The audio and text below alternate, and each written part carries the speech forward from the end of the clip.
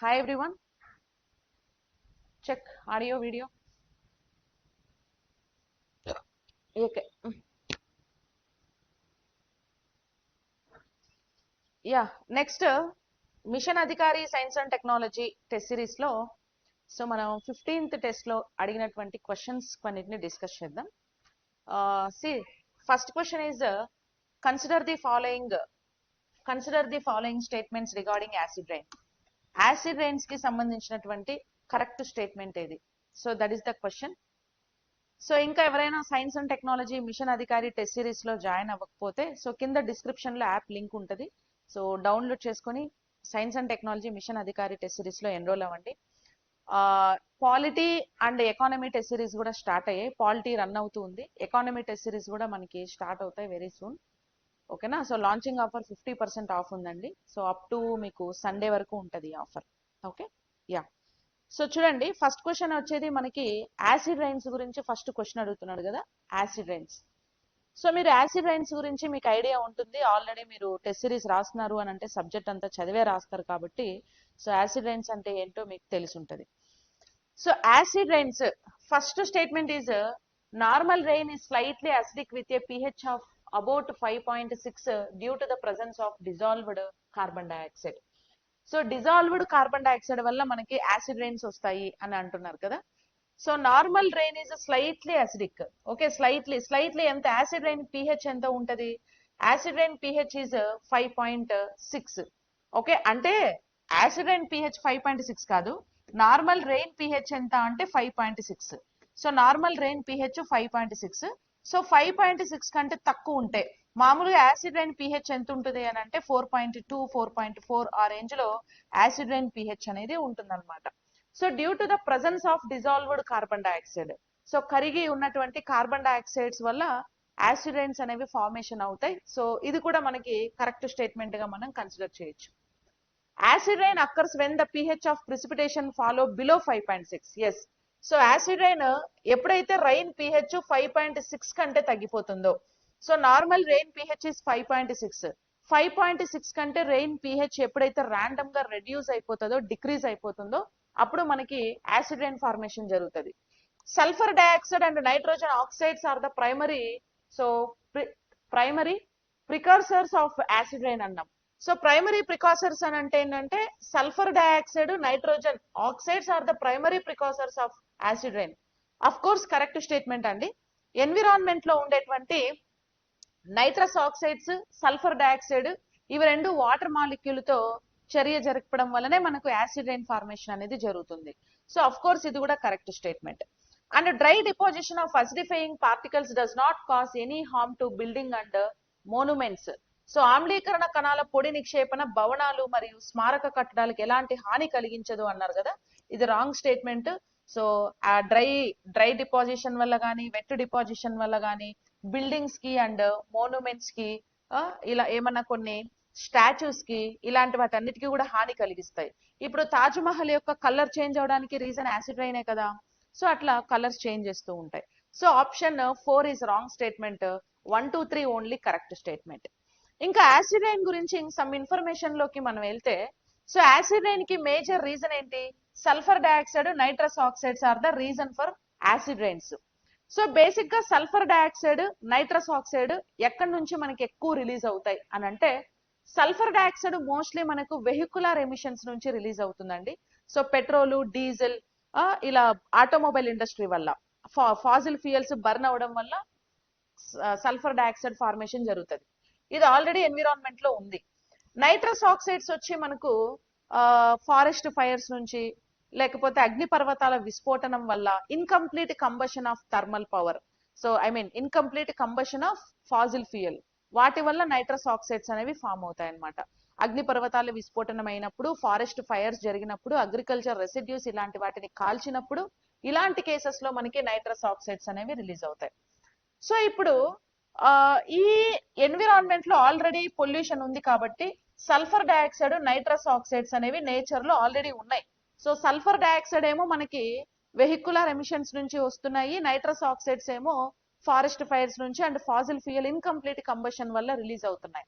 ఇవి already nature లో ఉన్నాయండి. ఇప్పుడు మనకి వర్షం పడేటప్పుడు వర్షం పడేటప్పుడు వర్షంలో H2O ఉంటుంది కదా, water molecule chemical formula is H2O. So ఇప్పుడు ఎన్విరాన్మెంట్ లో ఉండే సల్ఫర్ డయాక్సైడ్ H2O వాటర్ తో రియాక్ట్ అవుతుంది. వర్షం వచ్చేటప్పుడు వాటర్ తో రియాక్ట్ అయ్యి H2SO4 సల్ఫ్యూరిక్ యాసిడ్ ని ఫామ్ చేస్తుంది. అలాగే నైట్రస్ ఆక్సైడ్ కూడా వాటర్ తో రియాక్ట్ అయ్యి HNO3 అనే నైట్రిక్ యాసిడ్ ని ఫామ్ చేస్తుంది. Okay, this is sulphuric acid, this is nitric acid. So ఈ రెండు కాంబినేషన్ నే మనం ఏమంటాం, యాసిడ్ రైన్ అనేసి పిలుస్తారు. ఈ యాసిడ్ రైన్ pH ఎంత ఉంటది, బిలో 5.6, 5.6 కంటే తక్కువ.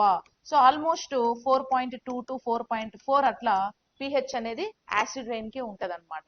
సో ఇట్లా యాసిడ్ రైన్స్ ఫామ్ అవుతాయి. ఈ యాసిడ్ రైన్స్ వల్ల మనకి భవనాలు దెబ్బతింటాయి, కన్స్ట్రక్షన్స్, తాజ్ మహల్ అట్లనే కలర్ చేంజ్ అయింది. ఈ యాసిడ్ రైన్స్ సముద్రాల్లో పడ్డాయనుకో, సముద్రంలో అసిడిటీ అనేది ఇంక్రీజ్ అవుతుంది, ఓషన్ అసిడిఫికేషన్ పెరిగిపోతుంది. ఓషన్ అసిడిఫికేషన్ పెరగడం వల్ల సముద్రాల్లో ఉండే కోరల్స్ ఏవైతే ఉన్నాయో, కోరల్స్ కానీ స్నేయిల్స్ కానీ, వాటి యొక్క ఎక్స్టర్నల్ స్కెలిటన్ సిస్టమ్, పైన షెల్స్ ఉంటాయి కదా, ఆ షెల్స్ ఫార్మేషన్ జరగవు. సో కోరల్ యొక్క లైఫ్ స్పాన్ ని దెబ్బతీస్తాయి. ఓకేనా. అలాగే అసిడిటీ వల్ల చేపలు అవి ఇవి ఆక్వాటిక్ లైఫ్ కూడా బాగా చనిపోతూ ఉంటాయి. ఇంకా భూమికి కూడా ఎఫెక్ట్ అవుతాయండి. మన ఇండియాలో అన్ని బేస్ ల్యాండ్స్ ఉన్నాయి, ఆల్కలైన్ సాయిల్స్ ఉన్నాయి కాబట్టి ఇప్పుడు మన ఇండియా సాయిల్ ఆల్కలైన్ అంటే బేస్ లో యాసిడ్ పడితే సమ్వాట్ న్యూట్రల్ అవుతుంది, దానివల్ల మనకి పెద్ద ఎఫెక్ట్ అయితే లేదు. ఒకవేళ మనకి యాసిడ్ సాయిల్స్ ఉంటే కన్నా చాలా ఎఫెక్ట్ అయ్యేది అనమాట. సో అగ్రికల్చర్ కూడా ఎఫెక్ట్ అవుతుంది. చెట్లన్నీ కూడా ఆకుల పైన క్యూటికల్స్ ఉంటాయి కదా, ఆ క్యూటికల్స్ అన్ని కూడా ఏమైపోతాయి అని అంటే అసిడిటీకి మొత్తము ఇట్లా క్యూటికల్స్ అన్ని దెబ్బతిని చెట్లకి ఆకులన్నీ కూడా రాలిపోయి ఎఫెక్ట్ అవుతాయి అనమాట యాసిడ్ రైన్స్ వల్ల. ఇంకా ఆక్వాటిక్ లైఫ్ కూడా చూడండి, చేపలన్నీ కూడా బాగా చనిపోతాయి. ఓకేనా. Acid rain destroys fish life in lakes and streams. So fish life ని కూడా ఇవి డెస్ట్రాయ్ చేస్తాయి.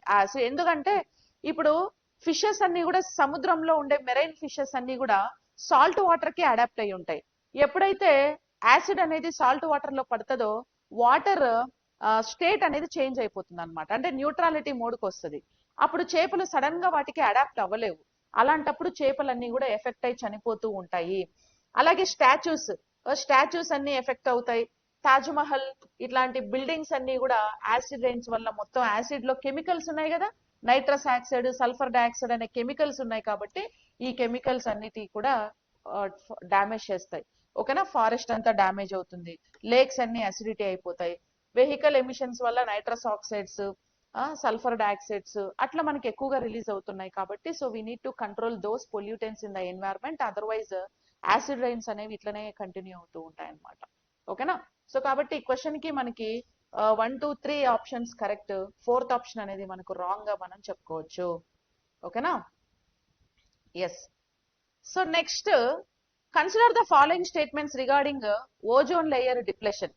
ఓజోన్ లేయర్ ఇప్పుడు మీకు సారీ అండి, ఈ ఫస్ట్ క్వశ్చన్ లో డిజాల్వ్డ్ కార్బన్ డైఆక్సైడ్ ఎట్లా రీజన్ అన్నారు కదా, ఈ డిజాల్వ్డ్ కార్బన్ డైఆక్సైడ్ వల్ల ఓషన్ అసిడిఫికేషన్ జరుగుతుంది.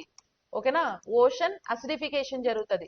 డిజాల్వ్డ్ కార్బన్ డైఆక్సైడ్ వల్ల ఓషన్ అసిడిఫికేషన్ జరుగుతుంది. ఓషన్ pH ఒకప్పుడు 8.2 ఉండే, ఇప్పుడు 8.1 కి పడిపోయింది, అంటే మొత్తం యాసిడ్ అయిపోయింది అనమాట సముద్రపు నీళ్లు అన్ని కూడా.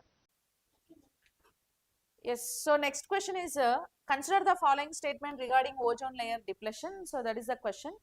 Actually about ozone layer depletion, so already we used to discuss in last class also. See the first statement. First statement is one second. The ozone layer is primarily located in the troposphere. So this is wrong statement Andy. So actually ozone layer primarily located in stratosphere, not in troposphere. Actually in troposphere, so located bad ozone. Actually we do have like two types of ozone, right? Bad ozone and good ozone. So bad ozone is located in troposphere, that is a ground level ozone. Okay, in stratosphere lone eppudu good ozone anedi untadi. So why? Because stratosphere lo ఉండేటువంటి ozone ultraviolet radiations ని earth మీదకి రానికుండా protect చేస్తూ ఉంటది. So UVA radiations ని complete గా earth మీదకి అలో చేస్తుంది, UVB partially allowing to the earth, and UVC radiations ని కంప్లీట్ గా అబ్జార్బ్ చేస్తుంది. So that is like healthy and good ozone.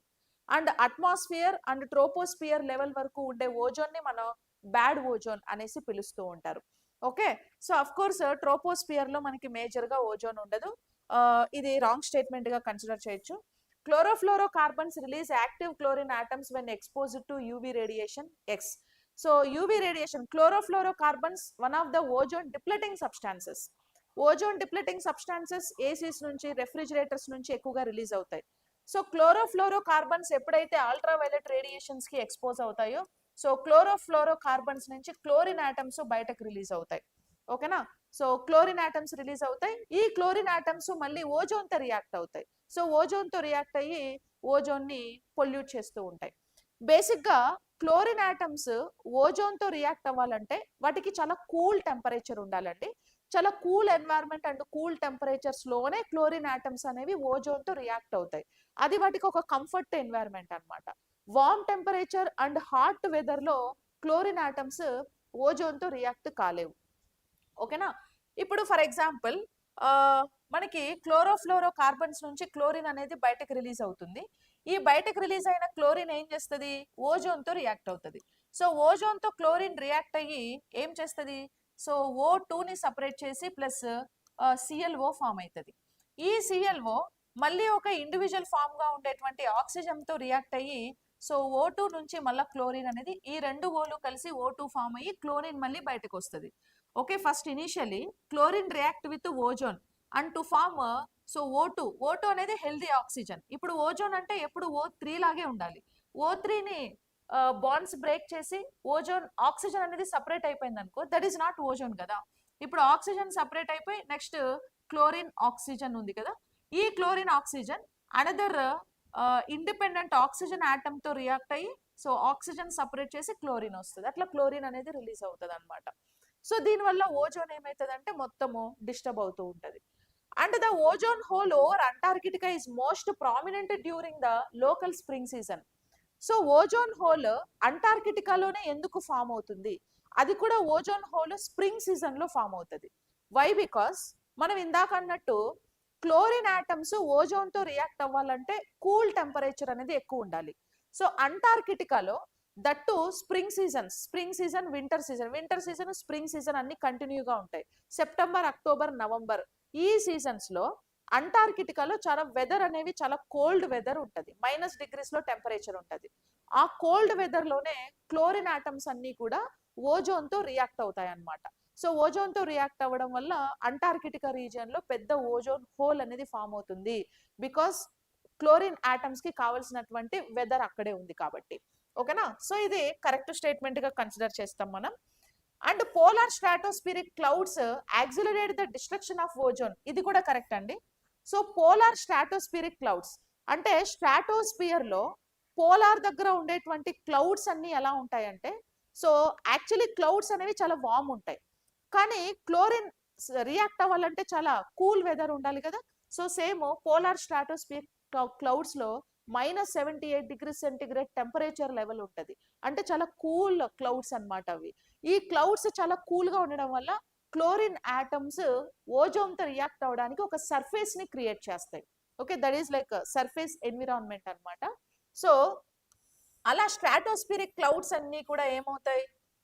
Ozone తో రియాక్ట్ అవ్వడానికి ఒక క్లోరిన్ ఆటమ్స్ కి ఒక సర్ఫేస్ ని క్రియేట్ చేస్తాయి. దానివల్ల ఏమవుతుంది? క్లోరిన్స్ అన్ని ఓజోన్ తో రియాక్ట్ అయ్యి సో ఓజోన్ డిప్లెటింగ్ అనేది జరిగిపోతుంది అనమాట. సో అఫ్ కోర్స్ ఆప్షన్ 4 కూడా కరెక్ట్. మనకి 2, 3, 4 three statements are correct statements for this question. Okay, so this is ozone, this is troposphere and this is stratosphere. Troposphere ozone is bad ozone, stratosphere ozone is good ozone. So ఇప్పుడు UVA radiations ని complete గా earth పైకి allow చేస్తుంది and B radiations ని partial గా allow చేస్తుంది. C radiations are completely absorbed by the ozone layer. ఇప్పుడు for example ozone means nothing but O3. So ఇక్కడ 3 ఓజోన్ ఆటమ్స్ ఉన్నాయి మనకి. ఈ 3 ఓజోన్ ఆటమ్స్ యూవీ రేడియేషన్స్ కి ఎక్స్పోజ్ అయినప్పుడు ఈ ఓజోన్స్ అన్ని స్ప్లిట్ అయిపోతాయి. O2 minus O plus, O2 minus O plus ఇలా స్ప్లిట్ అవుతాయి. ఇంకా O2 మైనస్ O ప్లస్. మళ్ళీ రేడియేషన్స్ అన్ని అల్ట్రావైలెట్ రేడియేషన్స్ అన్ని పోయిన తర్వాత మళ్ళీ సన్లైట్ అయిపోతే కూల్ వెదర్ వస్తుంది కదా నైట్ టైము. అప్పుడు మళ్ళీ O minus O plus attract అయిపోయి మళ్ళీ ఓజోన్ హీల్ అయిపోతుంది. ఓకే, ఇలా అయితే వెల్ అండ్ గుడ్. ఇప్పుడు 4 ఓజోన్ ఆటమ్స్ స్ప్లిట్ అయ్యి మళ్ళీ 4 ఓజోన్ ఆటమ్స్ అనేవి మళ్ళీ ఫామ్ అయిపోతాయి. So that is healthy ozone. అందులో ఏ డిస్టర్బెన్స్ జరగలేదు. కానీ మనకి ఇలా అవుతలేదు కదా, అంటే ozone polluting depleting substances nothing but chlorofluorocarbons are chlorofluorocarbons, carbon tetrachloride, halons, ఇవన్నీ ఓజోన్ డిప్లెటింగ్ సబ్స్టాన్సెస్ ఏం చేస్తున్నాయంటే వన్స్ ఓజోన్ స్ప్లిట్ అయింది, O3 అంటే O2 minus O plus, O2 minus O plus, O2 minus O plus, O2 minus O plus, ఇలా split అయింది కదా. Split అయినప్పుడు ఈ క్లోరోఫ్లోరోకార్బన్స్ ఒక ఓజోన్ తో రియాక్ట్ అయ్యి పక్కకు తీసుకెళ్లిపోతున్నాయి. ఆ క్లోరిన్ ఆటమ్స్ రిలీజ్ అవుతున్నాయి కదా కోల్డ్ ఎన్వైరన్మెంట్ లో, క్లోరిన్ ఆటమ్స్ ఆక్సిజన్ తో రియాక్ట్ అయ్యి పక్కకు తీసుకెళ్లిపోతున్నాయి. మళ్ళీ హలోన్స్ ఒక ఆక్సిజన్ తో రియాక్ట్ అయ్యి పక్కకు పట్టుకెళ్ళిపోతున్నాయి. ఇప్పుడు ఈ ఆక్సిజన్ కి ఈ ఆక్సిజన్ ఒక బాండ్ ఫార్మేషన్ జరుగుతుంది. ఇవి రెండు కలిసి ఒక ఓజోన్ ని ఫామ్ చేస్తాయి. ఇవి రెండు. మరి దీనికి ఓ లేదు కదా, హలూన్ పట్టుకెళ్ళిపోయింది. So this is hole. ఈ హోల్ నుంచి హీట్ అర్త్ మీదకి వస్తుంది. ఇప్పుడు దీనికి ఓజోన్కి ఇంకో ఆక్సిజన్ లేదు కదా, O2కి ఇంకో ఆక్సిజన్ ఉంటేనే కదా రియాక్ట్ అవుతుంది. ఇక్కడ హోల్ ఫామ్ అయ్యి అర్త్ మీదకి వచ్చేస్తుంది, ఇక్కడ హోల్ ఫామ్ అయ్యి అర్త్ మీదకి వచ్చేస్తుంది. అట్లా ఆక్సిజన్ ఆటమ్స్ అన్నిటిని డిప్లెటింగ్ సబ్స్టాన్సెస్ పక్కకు పట్టుకెళ్ళిపోతాయి. అప్పుడు మళ్ళీ హీలింగ్ అవ్వదు. ఇక్కడ 4 ఓజోన్ మాలిక్యూల్స్ స్ప్లిట్ అయితే ఓన్లీ 2నే హీల్ అవుతున్నాయి. రిమైనింగ్ 2 ఓజోన్స్ ని డిప్లెటింగ్ సబ్స్టాన్సెస్ లాక్కెళ్ళిపోతున్నాయి. సో అట్లా ఏమవుతుంది అంటే ఓజోన్ పొల్యూషన్ అనేది జరుగుతుంది. సో అఫ్ కోర్స్ ఇక్కడ మనకి పోలార్ స్ట్రాటోస్ఫియరిక్ క్లౌడ్స్ వల్ల కూడా కూల్ టెంపరేచర్ అనేది క్రియేట్ అవుతుంది. క్లోరిన్ ఆటమ్స్ ఓజోన్ తో రియాక్ట్ అయ్యి ఓజోన్ ని తీసుకెళ్లిపోతాయి.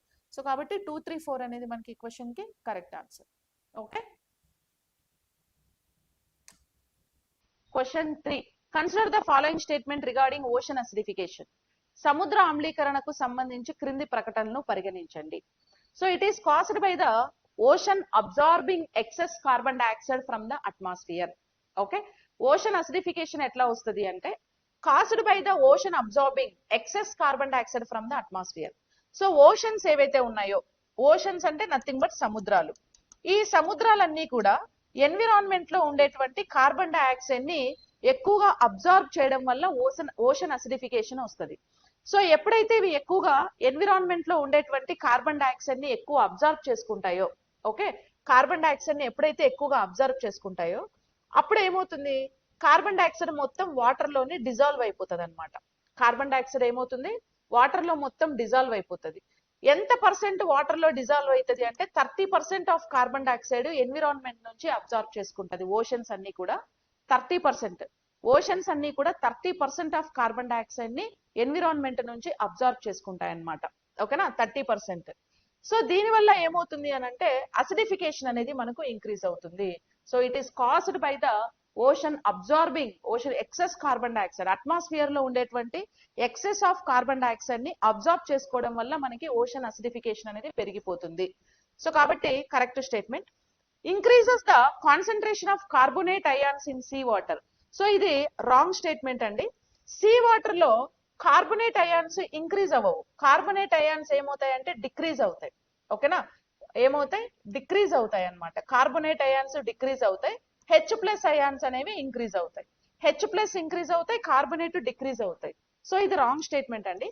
It makes it difficult for marine calcifying organisms like corals to build their shells.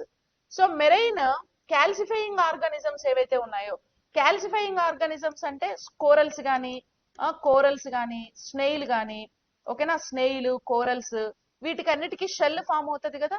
ఆ షెల్ మొత్తం కాల్షియం కార్బోనేట్ తోని ఫామ్ అవుతుంది. సో ఈ కాల్షియం కార్బోనేట్ తోని ఫామ్ అయ్యే షెల్స్ కి ఈ కార్బోనేట్ అయాన్స్ అనేవి బాగా డిక్రీజ్ అయిపోవడం వల్ల కార్బన్ అనేటువంటి ఒక ఎలిమెంట్ డెఫిషియన్సీ వస్తుంది. దానివల్ల ఈ షెల్స్ అనేవి సరిగా ఫామ్ అవ్వలేవు.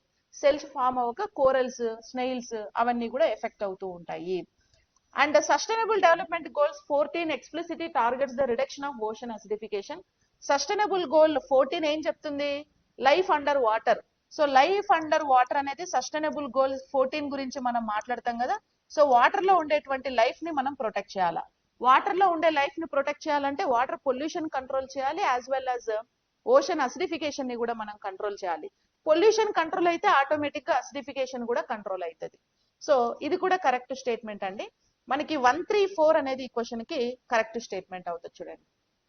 ఓకేనా, ocean absorbing excess carbon dioxide from the atmosphere, right. 134 మీకు ఆప్షన్స్ లో లేనట్టుంది కదా. 134 ఈస్ కరెక్ట్ అండి. ఆప్షన్స్ లో లేదు ఇక్కడ, చూడండి ఒకసారి నేను కరెక్ట్ చేస్తాను. 134 is the correct answer. ఓకేనా, 134 is the correct answer for this question. And ఇక్కడ మీకు చూస్తే అట్మాస్ఫియర్ కార్బన్ డైఆక్సైడ్ ఉంది కదా, this is like atmosphere carbon dioxide.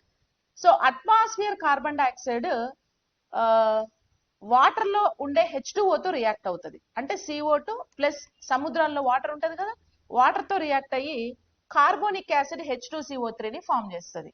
ఓకేనా, ఈ H2CO3 లో H ప్లస్ అయాన్స్ అనేవి బాగా ఇంక్రీజ్ అవుతాయి, హైడ్రోజన్ అయాన్స్ రిలీజ్ అవుతాయి. At the same time bicarbonate ions కూడా రిలీజ్ అవుతాయి. ఓకేనా, హైడ్రోజన్ అయాన్స్, బైకార్బోనేట్ అయాన్స్. ఈ బైకార్బోనేట్ అయాన్స్ నుంచి కూడా hydrogen ions and carbonate ions అనేవి మళ్ళీ సపరేట్ అవుతాయి. ఇప్పుడు బైకార్బోనేట్ అయాన్స్ స్ప్లిట్ అయినప్పుడు ఇందులో H అనేవి ఒక H మాలిక్యూల్ వెళ్ళిపోతే బైకార్బోనేట్ అయాన్స్ నుంచి ఓన్లీ కార్బోనేట్ అయాన్సే మిగులుతాయి. ఓకే, అట్లా H ప్లస్ అయాన్స్ అన్ని కూడా బాగా ఇంక్రీజ్ అయిపోతాయి అండ్ కార్బోనేట్ అయాన్స్ అన్ని కూడా డిక్రీజ్ అవుతాయి. H ప్లస్ కార్బోనేట్ అయాన్స్ అన్ని డిక్రీజ్ అవడం వల్ల ఈ షెల్స్ ఉన్నాయి చూసారా, ఈ షెల్స్ కి మొత్తం ఎఫెక్ట్ పడుతుంది అనమాట. ఓకేనా, సో ఓషన్ pH ఎంత ఉంది ఇప్పుడు మనకు, 8.1 ఉంది. ఓకే, ఇప్పుడు as of now ocean pH 8.1, actually ఎంత ఉండాలి, 8.2 ఉండాలి. So because of absorption of carbon dioxide ocean acidification ఎక్కువ జరగడం వల్ల pH అనేది తగ్గిపోతుంది. Okay, next consider the following statements regarding international environment agreements.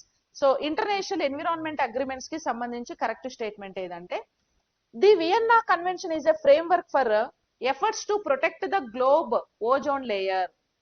Okay, globe ozone layer. The Vienna convention is a framework efforts to protect the globe ozone layer. Of course ఇది correct statement అండి. So Vienna convention అనేది ఎప్పుడు మనం దీన్ని adapt చేసుకున్నామంటే 1985. So 22nd March లో ఇది establish అయింది. ఫోర్స్ లోకి 1988 నుంచి ఇది ఫోర్స్ లోకి వచ్చిందండి, 22nd సెప్టెంబర్ 1988. సో దీని మెయిన్ గోల్ ఏంటంటే, provides an international framework for cooperation to protect the ozone layer, promote scientific research. అంటే ఓజోన్ లేయర్ ని ప్రొటెక్ట్ చేసుకోవడం కోసం మాంట్రియల్ ప్రోటోకాల్ కంటే ముందు మనం వియన్నా ప్రోటోకాల్ లోనే సైన్ చేసుకున్నాం. సో వియన్నా ప్రోటోకాల్ అండర్ లో సో ఏం చేయాలి, ప్రపంచ దేశాలు ఏవైతే ఉన్నాయో అవన్నీ కూడా సో ఓజోన్ పొల్యూషన్ ని కంట్రోల్ చేయాలా, ఓజోన్ లేయర్ ని ప్రొటెక్ట్ చేయాలి. దాని మీద సైంటిఫిక్ రీసెర్చెస్ అనేవి జరిగాయి అన్నమాట. ఓకేనా, does not impose legally binding targets to phase out ozone depleting substances. ఇది లీగలీ బైండింగ్ ట్రీటీ ఏం కాదు. సో అందరూ కూడా సమానంగా రెస్పాన్సిబిలిటీస్ తీసుకొని ఓజోన్ లేయర్ ని కాపాడాలి. Okay, next the Montreal Protocol aims to phase out the production of numerous substances that are responsible for ozone depletion. Yes, Montreal Protocol ఏదైతే ఉందో, సో మాంట్రియల్ ప్రోటోకాల్ ప్రకారం phase out the production of numerous substances, ozone depleting substances ని మనం phase out చేయాలా. Montreal Protocol ప్రకారం ఏం చేయాలా, so ozone depleting substances, chlorofluorocarbons, carbon tetrachloride, halons, వీటన్నిటినీ కూడా టోటల్ గా మనం ఫేజ్ అవుట్ చేయాలి అని మాంట్రియల్ ప్రోటోకాల్ లో 1987 లో సైన్ చేసుకున్నాం. 1989 నుంచి ఇది ఫోర్స్ లోకి వచ్చింది అనేసి మనం చెప్పొచ్చు. సో మాంట్రియల్ ప్రోటోకాల్ కింద సో క్లోరోఫ్లోరో కార్బన్స్ కి బదులుగా మనం హైడ్రోఫ్లోరో కార్బన్స్ ని రీప్లేస్ చేసాం. క్లోరోఫ్లోరో కార్బన్ అనేది ozone depleting substance plus green house gas కూడా. సో ఇప్పుడు దీనికి రీప్లేస్మెంట్ గా HFCs తీసుకొచ్చాం. Hydrofluorocarbons. హైడ్రోఫ్లోరో కార్బన్ అనేది నాన్ ఓజోన్ డిప్లెటింగ్ సబ్స్టాన్స్ అండి, దానివల్ల ఓజోన్ పొల్యూషన్ జరగదు, కానీ గ్రీన్ హౌస్ గ్యాస్ అన్నమాట. మరి గ్రీన్ హౌస్ గ్యాస్ వల్ల కూడా భూమి మీద హీటే కదా అవుతుంది. సో కాబట్టి కిగాలి అమిట్మెంట్ నుంచి దాన్ని కూడా రీప్లేస్ చేయడం జరిగింది. సో ఇది correct one. Kigali amendment to the Montreal Protocol aims for the phase down of hydrocarbons. So Kigali amendment 2016 లో వచ్చిందండి, 2019 నుంచి ఫోర్స్ లోకి వచ్చింది ఇది. So phase down the production and consumption of hydrofluorocarbons. Okay, hydrofluoro carbons ని phase down చేయాలి అంటే slow ఏం చేయాలి అని అంటే తగ్గించాలి. Reduces green house gas emissions and help combat climate change. So HFCs do not deplete the ozone layer but have very high global warming. ఇవి ozone layer ని పొల్యూట్ చేయదు, గ్లోబల్ వార్మింగ్ ని పొల్యూట్ చేస్తుంది.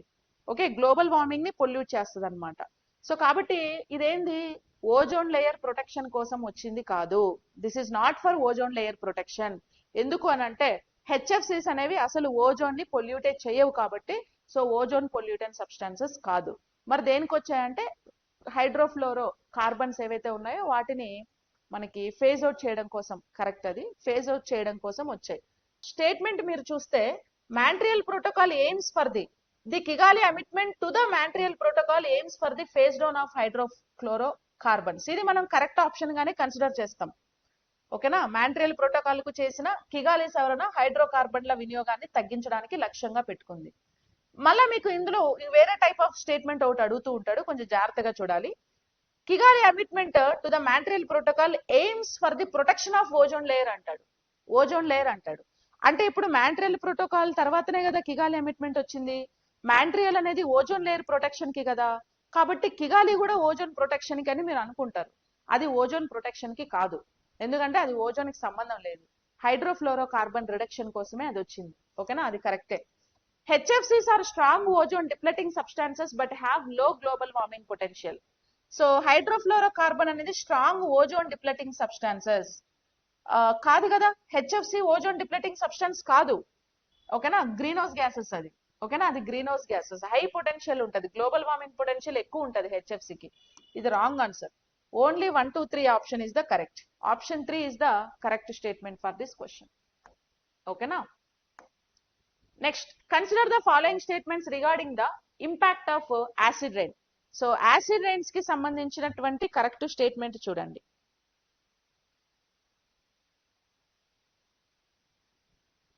ఓకేనా,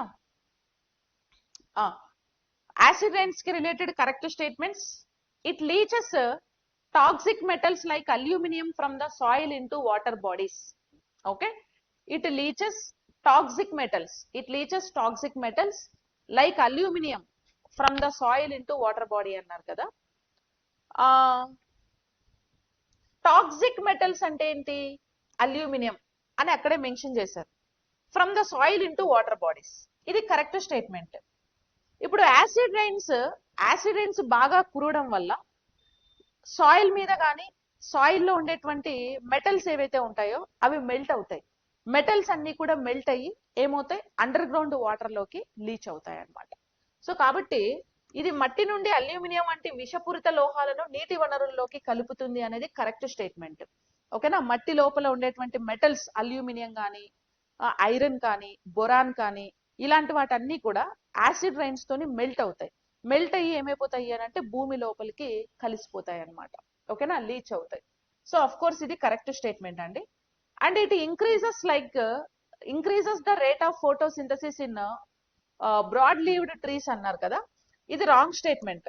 యాసిడ్ రైన్స్ వల్ల leaves లో ఉండేటువంటి cuticles మొత్తం దెబ్బతింటాయి. ఓకేనా, సో క్యూటికల్స్ ఎప్పుడైతే దెబ్బతింటాయో ఈ క్యూటికల్స్ లోపల స్టొమాటోస్ ఉంటాయి. క్యూటికల్ అనేది లీఫ్ పైన ఉండే అవుటర్ మోస్ట్ లేయర్ అండి. ఆ అవుటర్ మోస్ట్ లేయర్ లో స్టొమాటోస్ ఉంటాయి. స్టొమాటోస్ వల్లనే గ్యాసెస్ ఎక్స్చేంజ్ అనేది జరుగుతుంది. ఫోటోసింథసిస్ కి ప్లాంట్స్ కార్బన్ డైఆక్సైడ్ ని అబ్జార్బ్ చేసుకుని ఆక్సిజన్ ని బయటకు రిలీజ్ చేస్తాయి. That gases exchange is always happen through స్టొమాటో.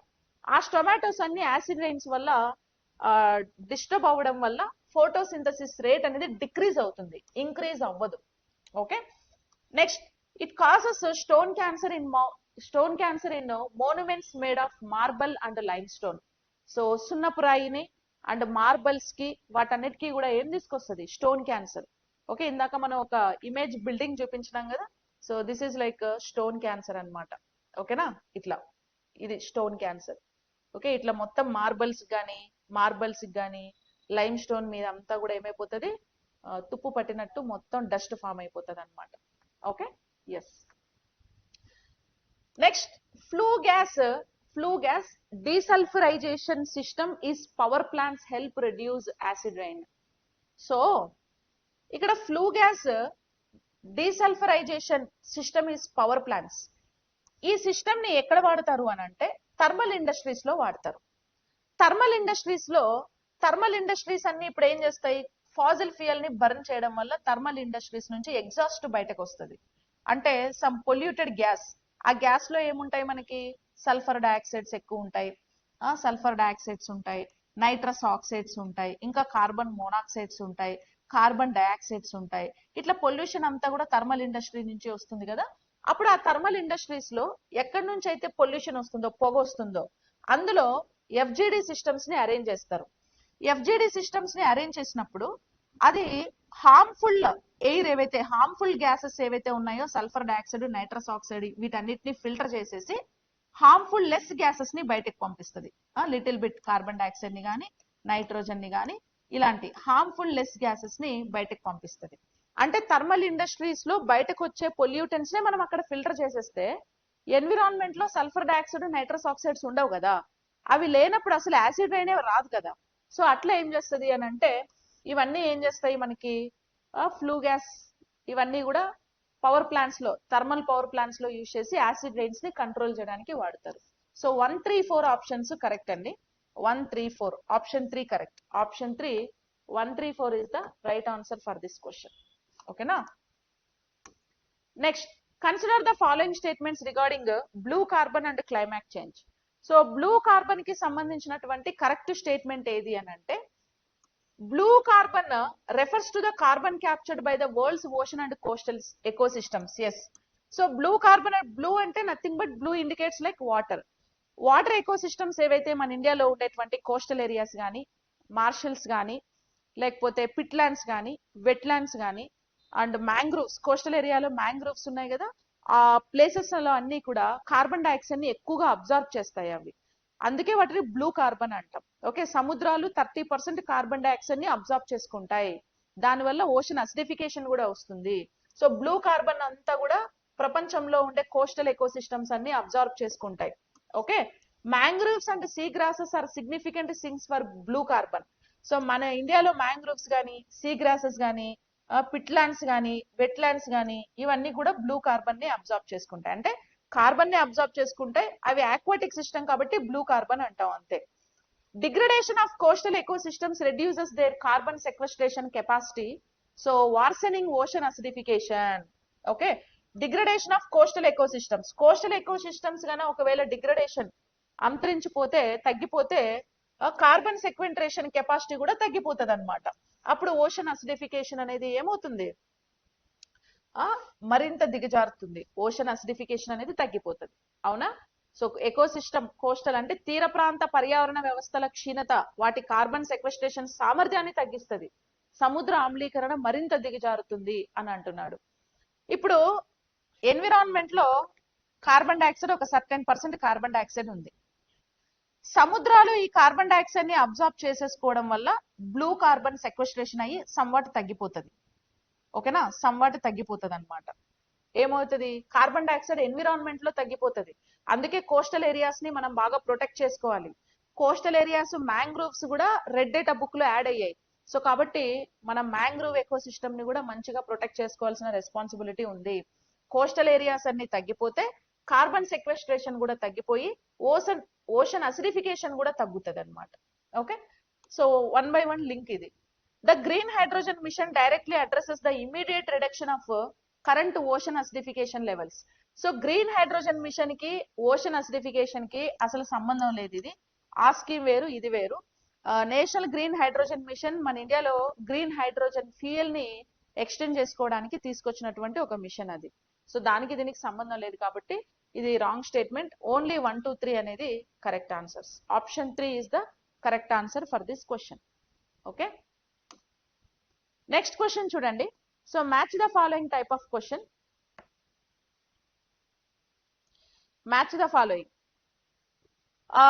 Pollutants primary sources, sulphur dioxide, nitrogen oxides, chlorofluorocarbons, carbon dioxide. అవి ఏం చేస్తాయి? ఓకే, సల్ఫర్ డయాక్సైడ్ యొక్క ఫంక్షన్ ఏంటంటే, సల్ఫర్ డయాక్సైడ్ ఎక్కువగా మనకి థర్మల్ ఇండస్ట్రీస్ నుంచి రిలీజ్ అవుతుంది. థర్మల్ ఇండస్ట్రీస్ నుంచి సల్ఫర్ డయాక్సైడ్ రిలీజ్ అవుతుంది ఎక్కువగా. Thermal industries coal fired thermal industries నుంచి వస్తుంది. So 3 relevant option. And nitrogen oxides vehicular emissions. So nitrogen oxides ఎక్కువగా వెహికులర్ ఎమిషన్స్ నుంచి వస్తాయి. పెట్రోల్, డీజిల్ ఇన్కంప్లీట్ కంబషన్ వల్ల నైట్రస్ ఆక్సైడ్స్ ఎక్కువగా రిలీజ్ అవుతాయి. అండ్ క్లోరోఫ్లోరోకార్బన్స్ అనేవి రెఫ్రిజిరేటర్స్, ఎయిర్ కండిషనర్స్, ఫ్రిడ్జ్లు, ఏసీల నుంచి రిలీజ్ అవుతాయి. ఓజోన్ ని పొల్యూట్ చేస్తాయి ఇవి, ozone depleting substances. Next carbon dioxide ఏమో fossil fuel combustion and deforestation.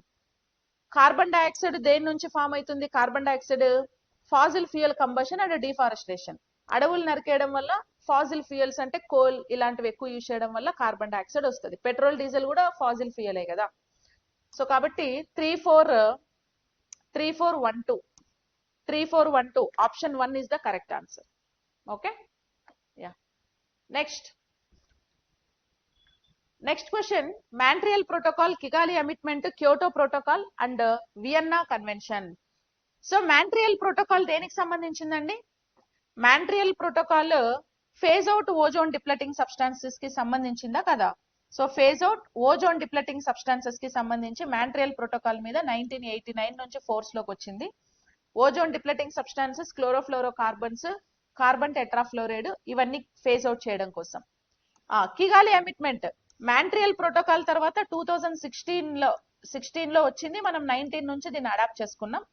16 లో డిస్కషన్స్ ఇంట్రడ్యూస్ చేసింది, 16 లో అడాప్టేషన్ వచ్చేసి 2019 నుంచి ఫోర్స్ లోకి వచ్చింది. సో కిగాలి అమిట్మెంట్ మాంట్రియల్ ప్రోటోకాల్ ద్వారానే ఇది కిగాలి అమిట్మెంట్ అనేది వచ్చింది. సో కిగాలి అమిట్మెంట్ ఏం చేయడానికి? ఫేజ్ డౌన్ ఆఫ్ హైడ్రోఫ్లోరోకార్బన్స్ ని ఫేజ్ డౌన్ చేయడానికి కిగాలి అమిట్మెంట్ వచ్చింది. ఓకే, ఓజోన్ హీలింగ్ కోసం కాదు కిగాలి వచ్చింది, ఓజోన్ హీలింగ్ కాదు. కిగాలి వచ్చింది ఫేజ్ డౌన్ ఆఫ్ హైడ్రోఫ్లోరోకార్బన్స్ కోసం వచ్చింది. And Kyoto protocol, so Kyoto protocol కి సంబంధించి reduction of green house gas. So Kyoto protocol first phase 2008 నుంచి 2012 వరకు ఫస్ట్ ఫేజ్ ఉండే, 2013 నుంచి 2020 వరకు సెకండ్ ఫేజ్ ఉంది క్యోటో ప్రోటోకాల్. ఓకేనా, దోహా అమిట్మెంట్ లో సెకండ్ ఫేజ్ ని కంటిన్యూ చేసాం. నెక్స్ట్ వియన్నా కన్వెన్షన్ అండి. వియన్నా కన్వెన్షన్ కూడా ప్రొటెక్షన్ ఆఫ్ ఓజోన్ లేయర్ 1985 లో. సో 1985 లో వియన్నా కన్వెన్షన్ ని మనం తీసుకురావడం జరిగింది. సో కాబట్టి 2341 option 2 is the right answer for this question. ఓకేనా, ఎస్. సో అట్లా కిగాలి అమిట్మెంట్ దేనికి సంబంధించింది. నెక్స్ట్ క్వశ్చన్ చూద్దాం. Match the following terms related to ocean acidification with their description. ఓకేనా, ఓషన్ అసిడిఫికేషన్ కి సంబంధించి కరెక్ట్ స్టేట్మెంట్ ఏంటి? Carbonic acid. కార్బోనిక్ యాసిడ్ అంటే formed when carbon dioxide dissolves in water. So carbon dioxide ఎప్పుడైతే water లో dissolve అవుతుందో అప్పుడు carbonic acid అనేది ఫామ్ అవుతుంది. అంతేనా, కార్బోనిక్ యాసిడ్ ఫామ్ అవుతుంది. కార్బోనిక్ యాసిడ్ మళ్ళీ స్ప్లిట్ అయ్యి hydrogen ions, bicarbonate ions, bicarbonate ions నుంచి కూడా hydrogen ions, carbonate ions separate అవుతాయి. Okay, so 2. Calcification means process of building shells and skeletons by marine organisms. Marine organisms means nothing but corals గాని, corals కి పైన shells ఉంటాయి కదా, కర్పరాలు. Corals, snail కి కర్పరాలు ఉంటాయి కదా, ఇవన్నీ కూడా కాల్షియం కార్బోనేట్ తో ఫామ్ అవుతాయి.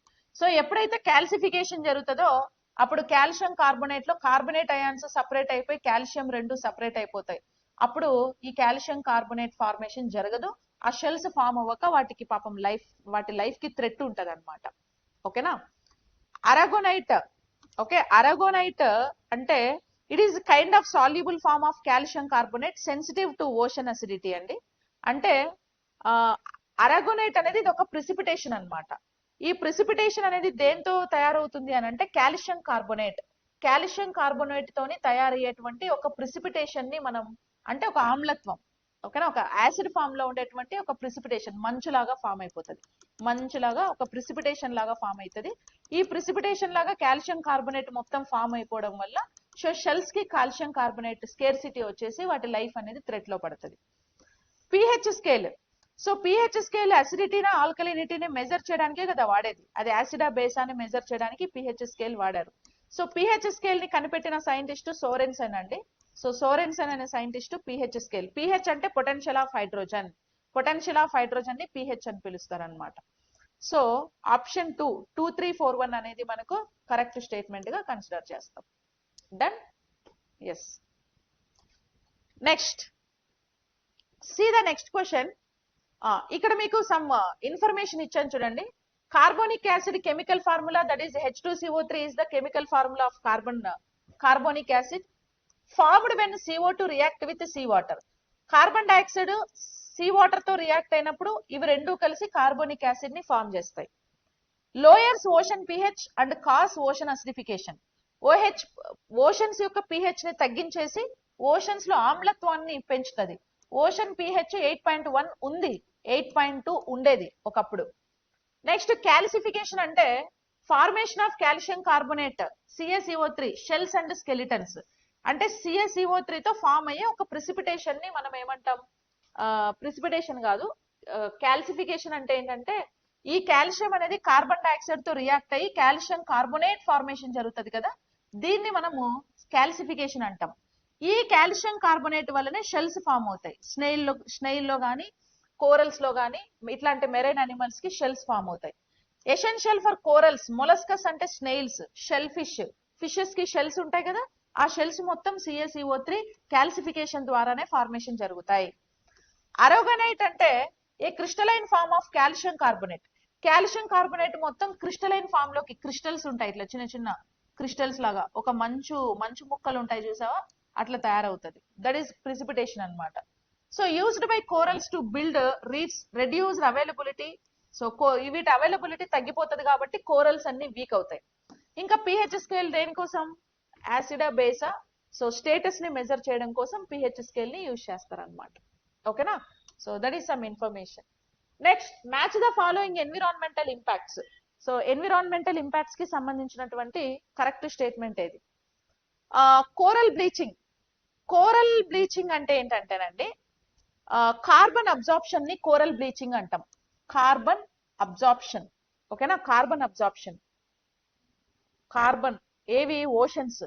సో కోరల్ బ్లీచింగ్ అంటే ఓషన్స్ అనేవి కార్బన్ ని అబ్జార్బ్ చేసుకుంటాయి కదా, 30% ఆఫ్ కార్బన్ డైఆక్సైడ్ ని సముద్రాలన్నీ కూడా అబ్జార్బ్ చేసుకుంటాయి.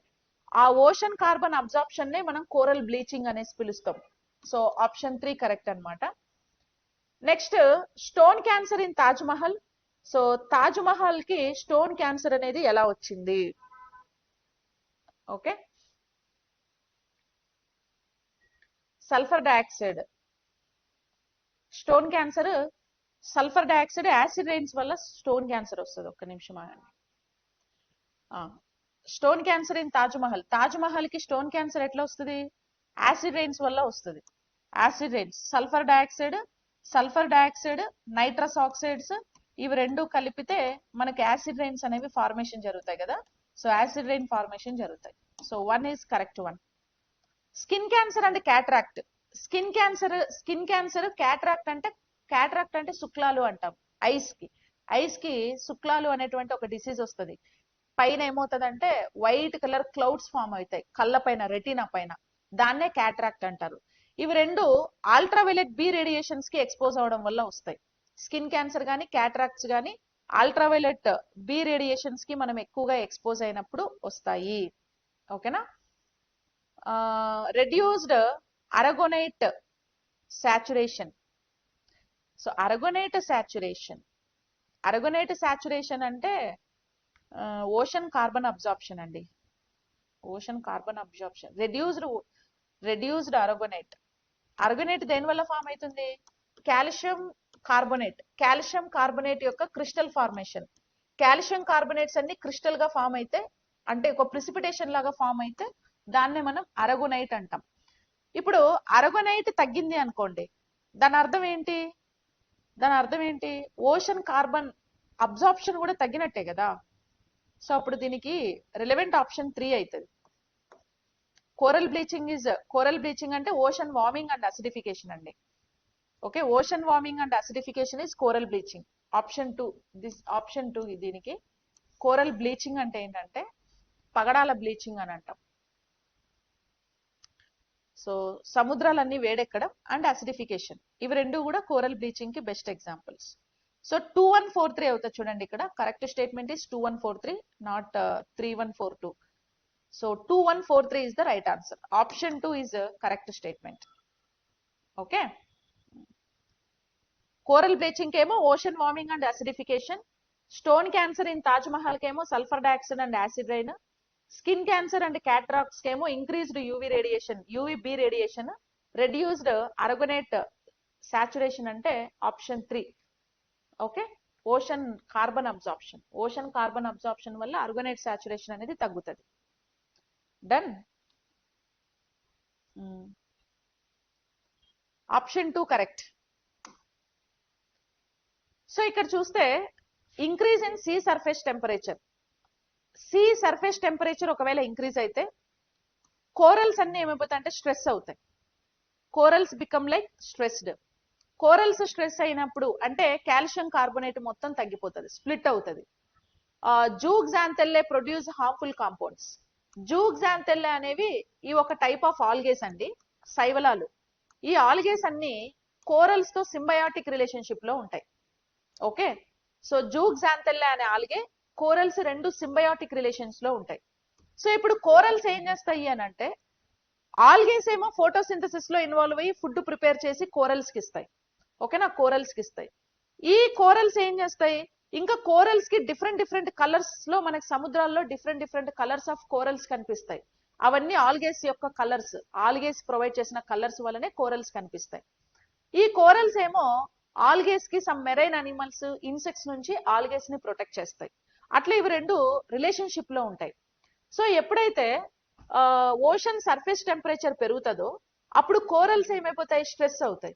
కోరల్స్ మొత్తం స్ట్రెస్ అయినప్పుడు ఆల్గేస్ లో ఉండే కోరల్స్ అన్ని చనిపోయి ఆల్గేస్ అంతా ఓపెన్ అయిపోయి వీటికి కూడా ప్రొటెక్షన్ లేక థ్రెట్ వచ్చి ఆల్గేస్ కూడా అంతరించిపోతాయి అన్నమాట. ఓకేనా. సో కోరల్స్ ఎక్స్పెల్ జూగ్జాంథెల్లే అని అంటే ఒక ఆల్గేస్. White calcium carbonate skeleton becomes visible. So వీటన్నిటికీ కూడా కాల్షియం కార్బోనేట్ అనేది వైట్ కలర్ లో కనిపిస్తూ ఉంటది. డిఫరెంట్ కలర్స్ ఉండేది వైట్ లో కనిపిస్తుంది, ఎందుకంటే ఆల్గేస్ అన్ని కూడా చనిపోతాయి కాబట్టి. ఓకే, ఆల్గేస్ వల్లే వీటికి కోరల్స్ కి డిఫరెంట్ కలర్స్ వస్తాయి. ఇప్పుడు ఆల్గేస్ కూడా స్ట్రెస్ అవుతాయి వీటి వల్ల, సో ఇవి కూడా వైట్ కలర్ లో కనిపిస్తూ ఉంటాయి. సో వాటినే మనం బ్లీచ్ అంటాం. వైట్ కలర్ కోరల్స్ నే బ్లీచ్ అంటాం. కోరల్ బ్లీచింగ్ అదే, నథింగ్ బట్ ఇక్కడ మీకు కోరల్ బ్లీచింగ్ అన్నాం కదా. సో క్లోరల్ బ్లీచింగ్ అంటే ocean warming, acidification. So oceans లో టెంపరేచర్ గానే ఎప్పుడైతే పెరిగిపోతుందో, సో ఓషన్స్ టెంపరేచర్ బాగా పెరిగినప్పుడు లోపల ఉండే ఆల్గేస్ అన్ని కూడా ఎఫెక్ట్ అయి చనిపోతే అప్పుడు కోరల్స్ కి కలర్స్ లేక కోరల్స్ అన్ని వైట్ కలర్ లోకి మారిపోతాయి. సో దట్ ఈస్ మనకు కోరల్ బ్లీచింగ్ అనేసి మనం పిలుస్తూ ఉంటాం. దానివల్ల కోరల్స్ డై అవుతాయి, ఆల్గేస్ కూడా డై అయిపోతాయి మొత్తం. ఓకేనా, ఆల్గేస్ డై అవుతాయి, ప్లస్ ఆల్గేస్ బయటకు వస్తాయి, కోరల్స్ నుంచి బయటకు వచ్చేస్తూ ఉంటాయి, బయటకు వచ్చి ఎక్కడ పడితే అక్కడ స్ప్రెడ్ అవుతాయి. సో ఇట్లా ఏమవుతుంది అని అంటే కోరల్స్ అన్ని కూడా అసిడిఫికేషన్ కి ఎఫెక్ట్ అవుతాయి. Match the following ultraviolet radiations with their characters. So ultraviolet radiations వాటి క్యారెక్టర్స్ కి సంబంధించి కరెక్ట్ స్టేట్మెంట్ ఏది? యువిఏబిసి Dobson unit. So correct statement చూడండి మనకి ఇక్కడ యువిఏ వచ్చి mostly reaches the earth causes skin ageing. UV ray radiations భూమి మీదకి వస్తాయి. ఓకే, ఇప్పుడు for example this is like ozone layer. ఇవి యువి రేడియేషన్స్. యువిఏ వచ్చేసి డైరెక్ట్ గా భూమి మీదకి వచ్చేస్తాయి. ఓకేనా, యువిబి రేడియేషన్స్ ఏమో సగం వస్తాయి, లైట్ గా వస్తాయి. యువిసి రేడియేషన్స్ ని అసలు ఓజోన్ లేయర్ భూమి మీదకి రానియదు.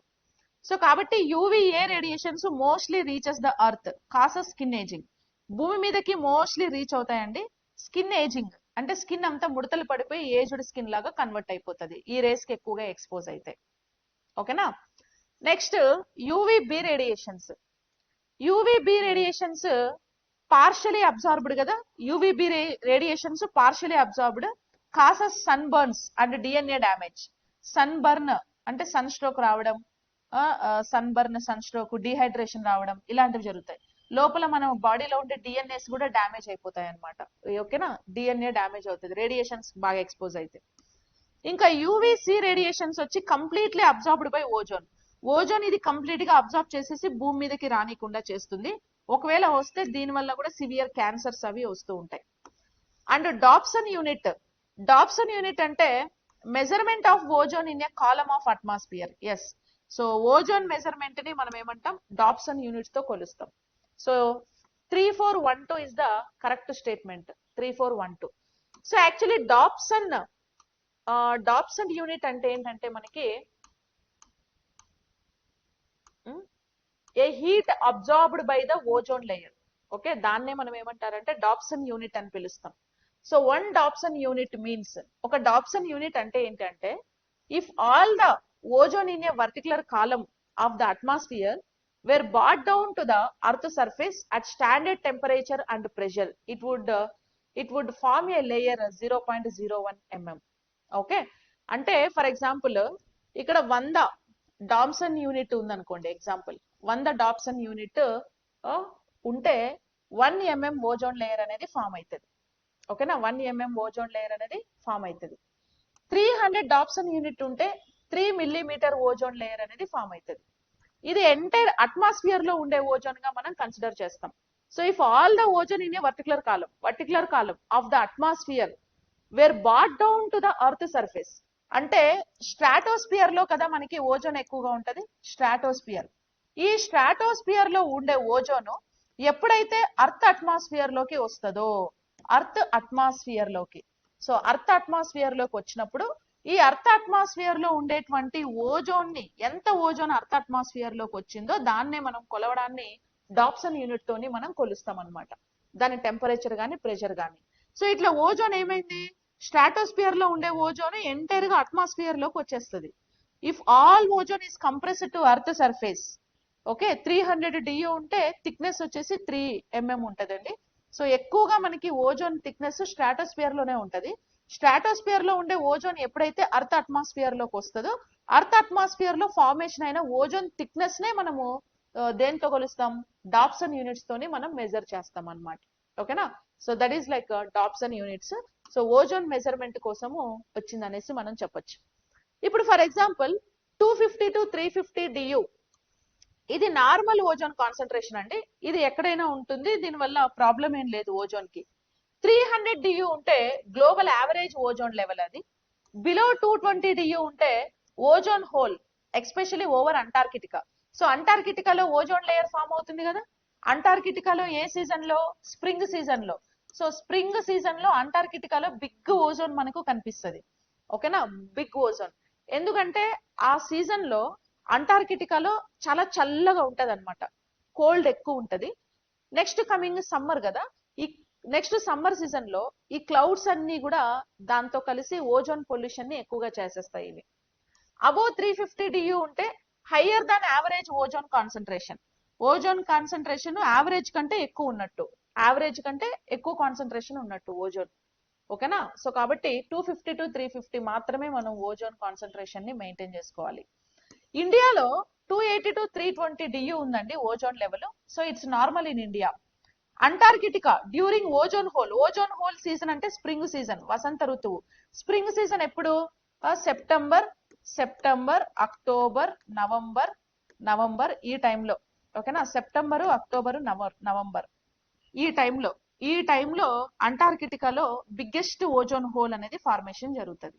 సో 220 DU కంటే తక్కువ ఉంటది, ఓజోన్ హోల్ ఫార్మేషన్ అవుతుంది.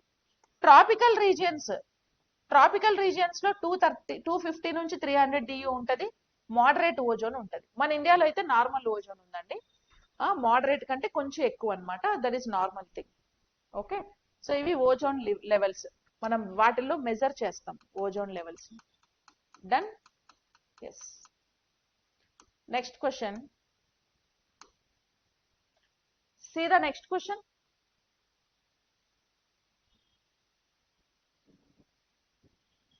గ్లోబల్ వార్మింగ్ కూడా కోరల్ బ్లీచింగ్ ని ఇంక్రీజ్ చేస్తుందండి.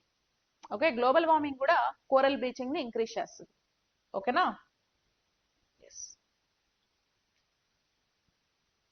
సో ఇవి కొన్ని క్వశ్చన్స్ అండి. సో యూట్యూబ్ స్ట్రీమింగ్ కట్ చేస్తున్నాను, సో యాప్ లో వాళ్ళు కంటిన్యూ అవ్వండి. సో మిషన్ అధికారి science and technology test series లో జాయిన్ అవ్వాలనుకుంటే, సో కింద మీకు డిస్క్రిప్షన్ లో సర్కార్ నౌకరీ యాప్ ఉంటుంది, సో యాప్ లో జాయిన్ అయ్యి మీరు జాయిన్ అవ్వచ్చు. ఏమైనా డౌట్స్ ఉంటే related anything you just contact me. ఓకేనా, 7093864240. Okay, that's it.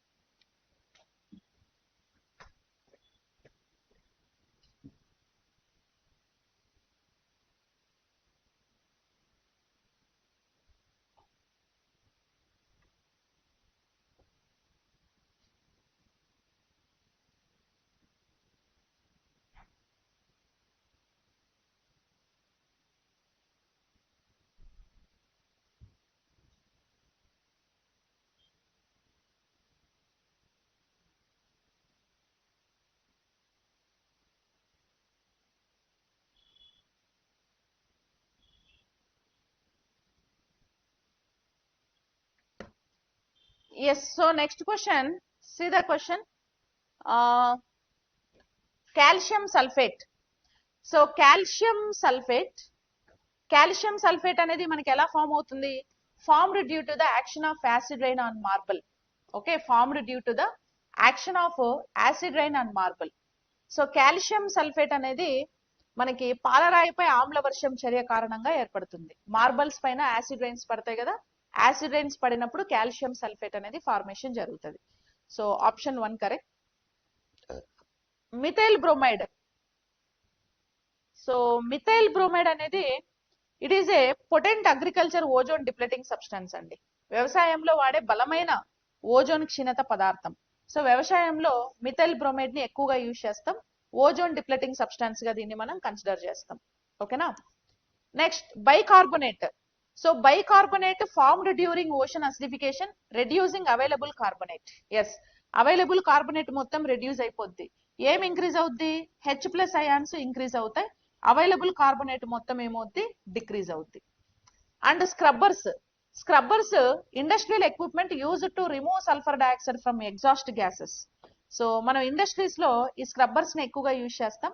So thermal industries లో వచ్చేటువంటి ఎగ్జాస్ట్ ఏదైతే ఉంటుందో వాటిలో పొల్యూటెంట్ గ్యాస్ సల్ఫర్ డైఆక్సైడ్ ని రిమూవ్ చేస్తాం. రిమూవ్ చేస్తే ఇంకా యాసిడ్ రైన్సే రావు కదా ఇంకా ఈ పొల్యూటెంట్స్ ని రిమూవ్ చేస్తే. సో కాబట్టి 3 correct. 1 4 2 3. So 1 4 2 3 option 1 is the right answer. Next, acid rain severely damages aquatic ecosystem especially in shallow lakes. So acid rains అనేవి ఎస్పెషలీ షాలో లేక్స్ లో ఎక్కువగా ఎకోసిస్టమ్ ని డ్యామేజ్ చేస్తాయి. లోతు లేని సరస్సులో అంటే యాసిడ్ రైన్స్ వల్ల పైన టెంపరేచర్ ఒకటి లోతు ఎక్కువ లేవనుకోండి, అలాంటి లేక్స్ ఫర్ ఎగ్జాంపుల్ లోతు తక్కువ ఉంది, వాటికి సన్లైట్ నుంచి వచ్చే టెంపరేచర్ కూడా ఎక్కువ ఇన్ఫ్లుయెన్స్ అవుతుంది. టెంపరేచర్ కూడా ఎక్కువ ఉంటుంది, ప్లస్ అసిడిఫికేషన్, టెంపరేచర్ అసిడిఫికేషన్ రెండు ఎక్కువ ఉంటాయి. సో రెండు ఎక్కువ ఉండి ఆ లేక్స్ అన్ని ఏమవుతాయి? బాగా దెబ్బతింటాయి. ఆక్వాటిక్ లైఫ్ ఏవైతే ఉన్నాయో అవన్నీ చనిపోతూ ఉంటాయి. Acid rain decreases the pH of water bodies. So acid rains అనేది వాటర్ బాడీస్ యొక్క pH ని డిక్రీజ్ చేస్తుంది. Mobilize toxic metals like aluminium which impairs the respiration of fish. So aluminium ఇలాంటివన్నీ కూడా అండర్ గ్రౌండ్ వాటర్ లోకి అట్లా Leach అయిపోవడం వల్ల ఏమవుతుంది? ఫిషెస్ యొక్క రెస్పిరేషన్ కి కూడా ప్రాబ్లం అవుతుంది అనమాట. సో pH కూడా తగ్గిపోతుంది. So both 1 and 2 correct. And R is the correct explanation of A. Okay. Next, the ozone hole over Antarctica is formed every year during its winter season.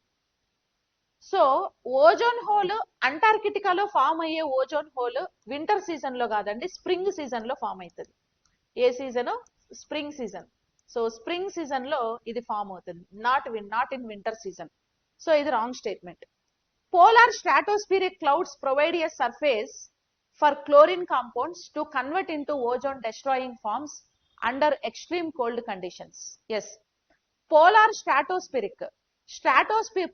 స్ట్రాటోస్ఫిరిక్ clouds ఏవైతే ఉన్నాయో అవి especially chlorine compounds convert to ozone depleting forms. అంటే విపరీతమైన చలి వాతావరణంలో chlorine సమ్మేళనాలు ozone నాశన రూపాలుగా మారడానికి పోలార్ స్ట్రాటోస్ఫిరిక్ మేఘాలు ఒక ఉపరితలాన్ని అందిస్తాయి. సో యాక్చువల్లీ మనకి ఏంటంటే ఈ పోలార్ స్ట్రాటోస్ఫిరిక్ క్లౌడ్స్ కూడా మనకి ఎప్పుడు ఏర్పడతాయి? So October, September, October, November ఈ సీజన్ లో ఫామ్ అవుతాయి. అది అప్పుడు బాగా చల్లగా ఉంటది. సో ఆ చలికి ఏమవుతుంది అంటే వాటర్ వేపర్ ఉంటది.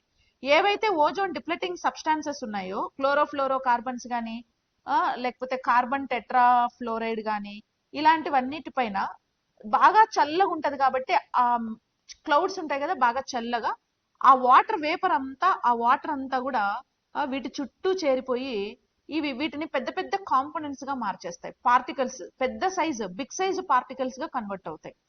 సో ఈ బిగ్ సైజ్ పార్టికల్స్ అన్నిటిని కలిసి ఓజోన్ ని తొందరగా క్షీణింపజేస్తాయి అన్నమాట. అంటే ఒక సర్ఫేస్ లాగా యాక్ట్ చేస్తాయి అవి కూడా. ఓకేనా. సో ఓన్లీ ఆర్ కరెక్ట్ అండి, ఏ ఇస్ ఫాల్స్. ఎందుకంటే అంటార్కిటికా హోల్ ఎప్పుడైనా సరే స్ప్రింగ్ సీజన్ లో ఫామ్ అవుతుంది. At the same time spring season లో ఫామ్ అయ్యాక పోలార్ స్ట్రాటోస్ఫిరిక్ క్లౌడ్స్ ఉన్నాయి కదా, ఈ పోలార్ స్ట్రాటోస్ఫిరిక్ క్లౌడ్స్ ఏమో దీని ఎఫెక్ట్ ఎక్కువగా లైక్ సెప్టెంబర్, అక్టోబర్, నవంబర్ ఆ రేంజ్ లో దీని ఎఫెక్ట్ ఉంటది.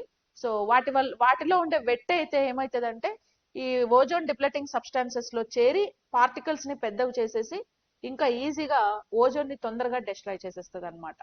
ఓకేనా. Next, ocean acidification leads to a decrease in the concentration of carbonate ions in sea water.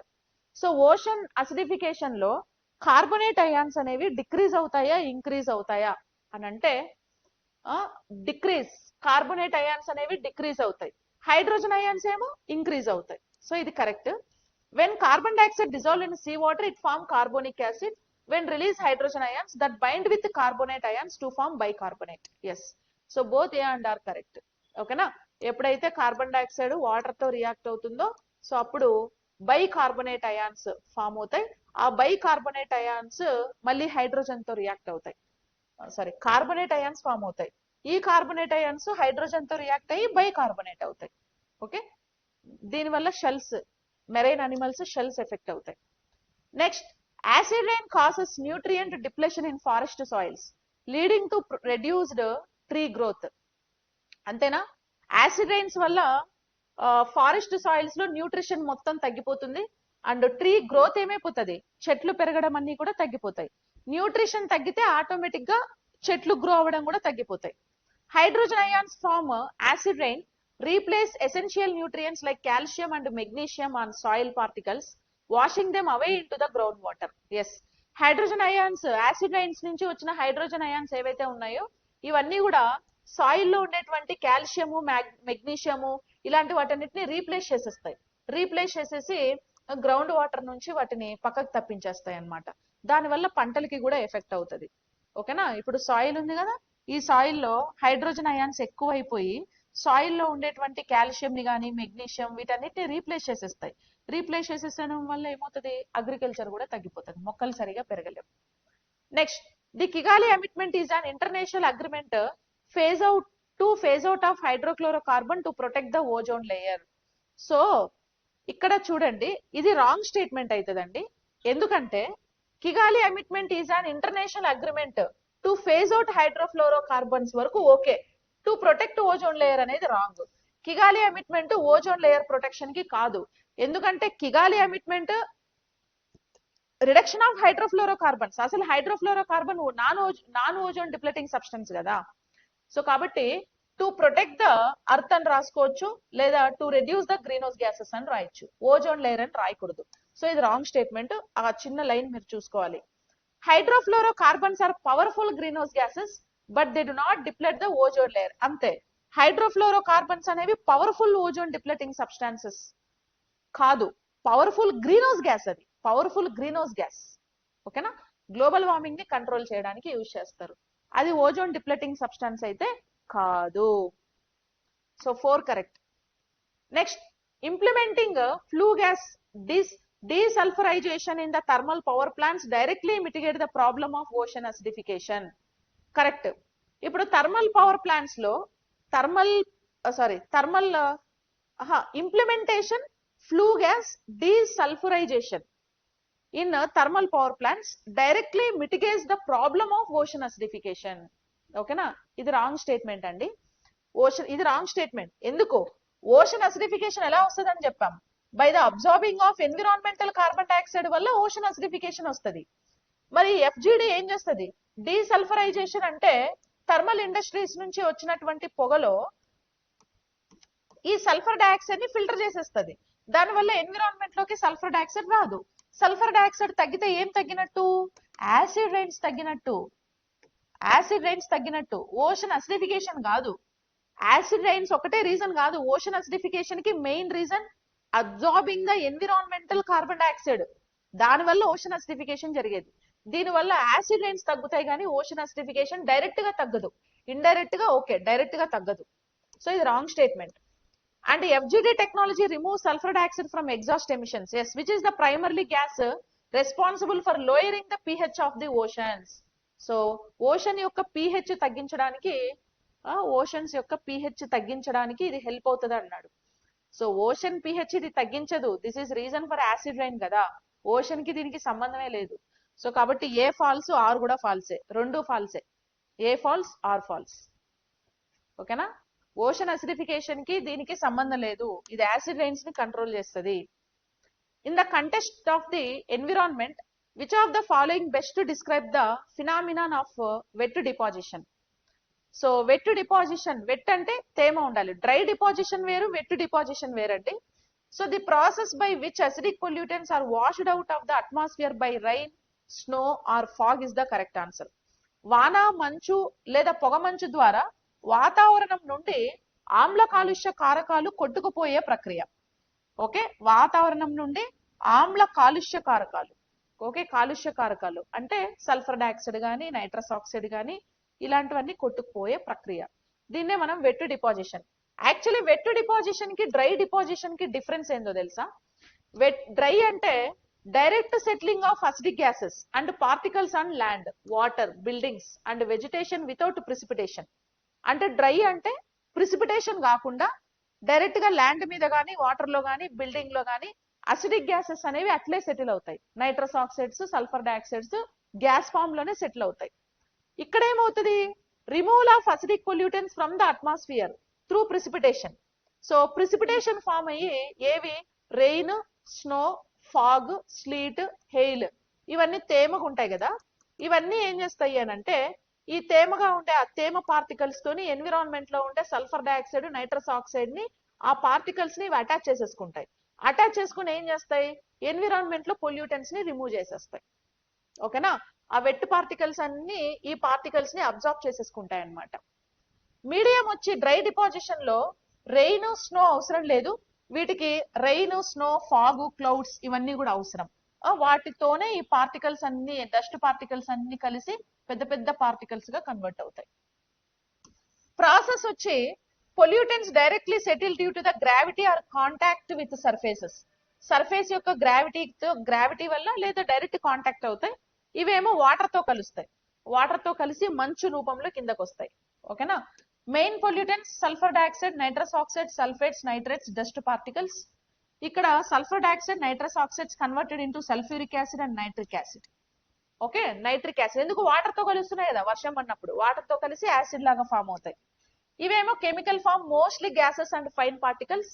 ఇవి ఎక్కువగా గ్యాసెస్, ఫైన్ పార్టికల్స్. ఇవేమో acid rain water containing sulphuric and nitric acids ఎక్కువ. Okay, major effect వచ్చి surface contamination and corrosion of building, monuments, soil and vegetation. ఎక్కువగా దీనికి acid rains, acid snow, acid fog causing acidification of lakes, rivers and soils. Okay, ఎక్కువగా rivers, lakes, soils కి effect చేస్తాయి అన్నమాట. ఓకేనా? Environmental impact, పంటలు damage అవుతాయి, అడవులు డ్యామేజ్ అవుతాయి, బిల్డింగ్స్ అవుతాయి, మోనుమెంట్స్ అవుతాయి, హ్యూమన్ హెల్త్ కూడా డ్యామేజ్ అవుతాయి.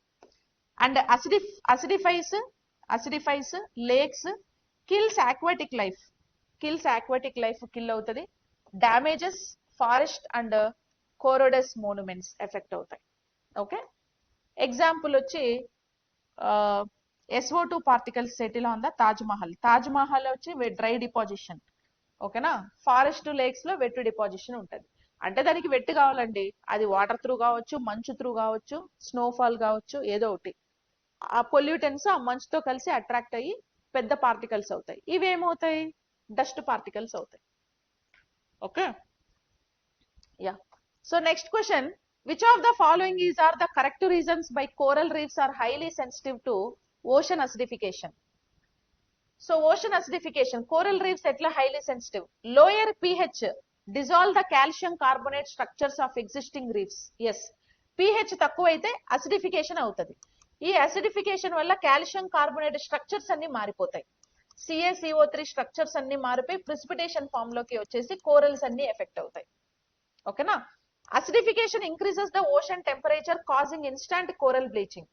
So acidification increases the ocean temperature అన్నాడు. అసిడిఫికేషన్ ఉష్ణోగ్రతల్ని పెంచదు. ఇన్స్టాంట్ దీనివల్ల తక్షణమే పగడపు బ్లీచింగ్ జరుగుతుంది అన్నారు కదా అసిడిఫికేషన్ వల్ల. ఇన్స్టాంట్ అంటే కాజింగ్ కోరల్ బ్లీచింగ్ జరుగుతుంది కానీ but is not in instant. Instant అంటే ఇమీడియట్ గా, తక్షణమే ఏం జరగదు. తక్షణమే ఎలా జరుగుతుంది? ఫస్ట్ ఏం చేయాలా, CO2 రావాలి, వాటర్ తో రియాక్ట్ అవ్వాలా, కార్బోనిక్ యాసిడ్ ఫామ్ అవ్వాలా, ఆ కార్బోనిక్ యాసిడ్ నుంచి కార్బనేట్ అయాన్స్ బయటికి రావాలా, దాని నుంచి మళ్ళీ హెచ్ బయటికి రావాలా, బైకార్బోనేట్ రావాలా, అదొక పెద్ద ప్రాసెస్. ఇన్స్టాంట్ గా బ్లీచింగ్ అవ్వదు, ఇన్స్టాంట్ కోరల్ బ్లీచింగ్ ఉండదు. ఓకేనా, ఇన్స్టాంట్ కోరల్ బ్లీచింగ్ ఉండదు. Decreased carbonate ions make it energetically difficult for corals to secrete aragonite skeletons. Yes, carbonate ions తగ్గిపోవడం వల్ల కోరల్స్ కి కొంచెం ఎనర్జెటికలీ బాగా తగ్గిపోతాయి, అవి అరోగనేట్ అయిపోతాయి, అంటే ప్రిసిపిటేషన్ ఫామ్ అయిపోతాయి మొత్తం. ఓన్లీ 1 and 3 చూడండి relevant. Option 2 is irrelevant option. Next, regarding the measurement of the ozone layer, a Dobson unit is directly equivalent to which of the following. So Dobson unit అనేది దేనికి సంబంధించింది? The concentration of chlorofluorocarbon present in 1 cubic meter of the stratosphere. అదే కదా మనం ఇందాక చెప్పింది. The thickness of the ozone layer compressed to standard temperature and pressure. The amount of UVB radiation blocked per square kilometer of the earth. No, that is a wrong statement. So concentration of chlorofluorocarbons present in 1 cubic meter of the stratosphere is correct one andi. So ఇది Dobson unit. Dobson unit ఏం చెప్తుందంటే concentration of chlorofluorocarbons present in 1 cubic meter of the stratosphere. So stratosphere లో ఒక cubic metre లో మనకి ఎంత ozone layer అనేది, chlorofluorocarbons అనేవి స్ప్రెడ్ అయి ఉన్నాయి. ఓకేనా. The thickness of the ozone layer compressed to standard temperature and pressure. So ఇది కూడా దీనికి relevant. The thickness of the ozone layer compressed to standard temperature and pressure. Temperature pressure కి thickness of ozone layer అనేది Dobson unit. అదే option 2 correct, not 1. So if option 2, earth surface at standard temperature and pressure. Okay, standard temperature and pressure. So if all the ozone in a particular column of the atmosphere were brought down to the earth surface at standard temperature and pressure, it would form a layer 0.01 mm thick. Okay na, it is all talking about thickness and not option 2 correct amma, not 1.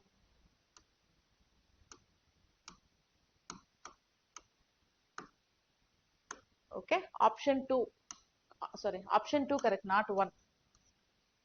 Sorry.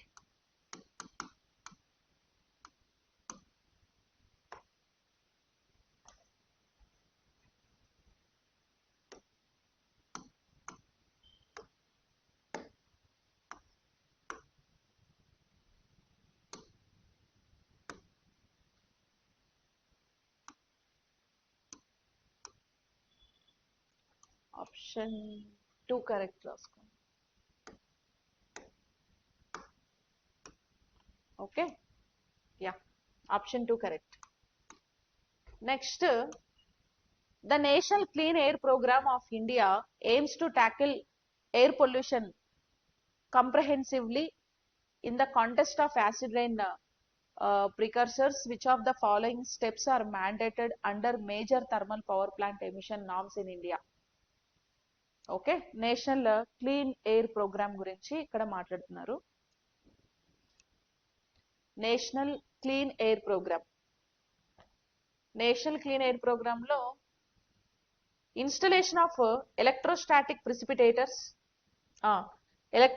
ప్రిసిపిటేటర్స్ ని install చేస్తారు thermal power plants. ఇంకా vehicles లో కూడా వీటిని use చేసి air pollutants ని control చేస్తారు. Adoption of flue gas desulfurization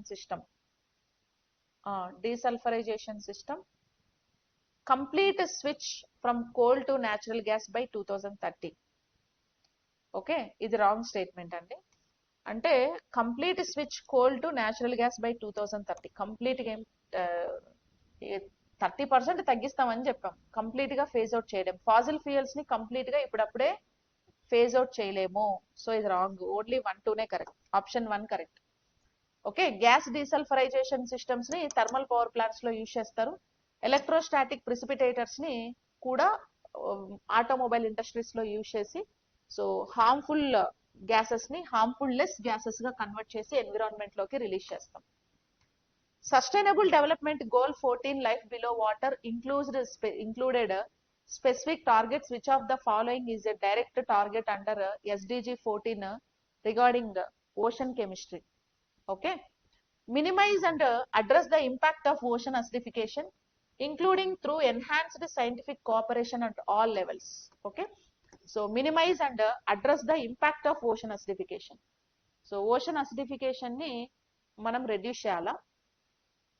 okay, ocean acidification ని రెడ్యూస్ చేయాలా. Scientific cooperation at all levels.